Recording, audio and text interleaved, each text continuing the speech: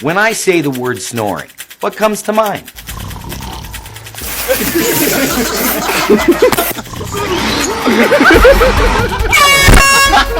Most people think of snoring as funny, something to laugh at, right? Are you kidding me? But you know what's not funny? The fact that for years, I ignored my wife's snoring. If I had taken it seriously, she'd probably still be alive today.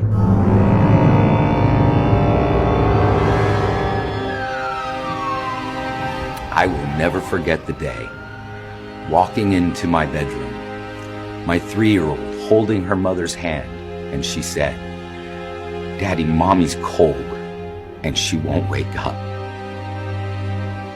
And her story is not the only one. And we begin with the passing of a Hollywood legend and an American original.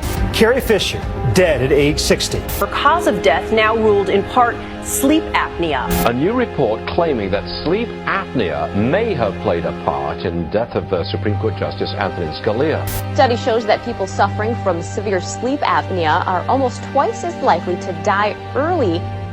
My wife, Carrie Eckenrode, died October 27, 2015, from sleep apnea. After the funeral, I remember all these people asking me, what is sleep apnea? I have a condition, I don't know if you guys know about this, it's called sleep apnea. If you don't know what sleep apnea is when you're so overweight that your body weight crushes you and murders you while you sleep. Wake up, we have a mortgage, wake up. Not in this economy, you're not leaving. I had no idea sleep apnea was such a big problem. I always thought sleep apnea just affected fat people. But after doing some research, I was stunned. As many as 1 in 3 adults suffer from this condition. Chances are somebody right now living in your home is walking around with this potentially fatal disease. And the really scary part is most of them, like my wife, are doing absolutely nothing about it. The risk is really when someone is undiagnosed or untreated for sleep apnea, and then the risk for cardiovascular disease and death really does go up. That's why I knew I had to make this documentary, because I don't want one more person dying in their sleep because they didn't know this is a potentially deadly sound.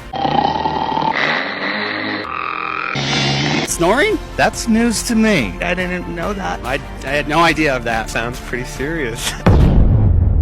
My wife snored like nobody's business, but I had never had anyone tell me that her snoring was the most obvious sign of her sleep apnea. I've spent the last 5 years learning everything I can about sleep apnea and sleep-disordered breathing. I've interviewed experts at the very top of the medical field. It is one of the biggest problems facing the developed world.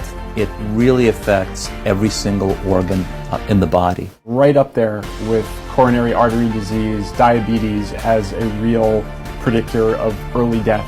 I've met with patients who suffer from this condition. It has affected my life because when you're tired, you can't function, you're running on adrenaline, you're living on, caffeine. I'd wake up after 8 to 10 hours of sleep completely exhausted. I need to go see a doctor. Something's got to change. I can't keep going through life without getting any sleep.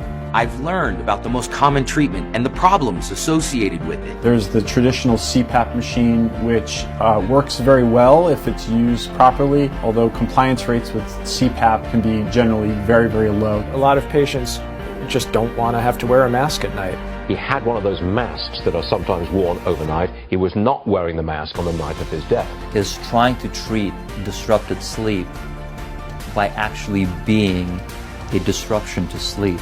If this is a turnoff, I could do without it. No. I know it looks a little strange, but it does keep me from snoring. I've also met with patients who took drastic surgical measures and had horrific results. Surgery ruined my life. They literally saw your jaws off of your skull. The surgery itself was a complete disaster, left me disabled. Then I discovered a group of dentists who are using an unorthodox treatment and are literally saving lives. These dentists are under fire for what they're doing. Some call them controversial. Some call them hacks. Some say they're going against everything they were taught in dental school. This is not proven medicine. But to those they treat, they're called miracle workers. It changed my life. I don't have to use the CPAP anymore. I have a better quality of life now. You really feel like you've been given a new life. If it helped me, and with the barbaric treatment plans that other doctors over the course of 20 years have told me was my only hope, then it will help you. I am now convinced. If my wife had had this treatment, no doubt in my mind, she'd be alive today. Sleep apnea is not what killed my wife. Not treating sleep apnea is what killed her. For the millions of people around the world, diagnosed and undiagnosed, suffering from sleep apnea, you watch this film, you share this film. I'm on a mission to rid the world of obstructive sleep apnea, and we can.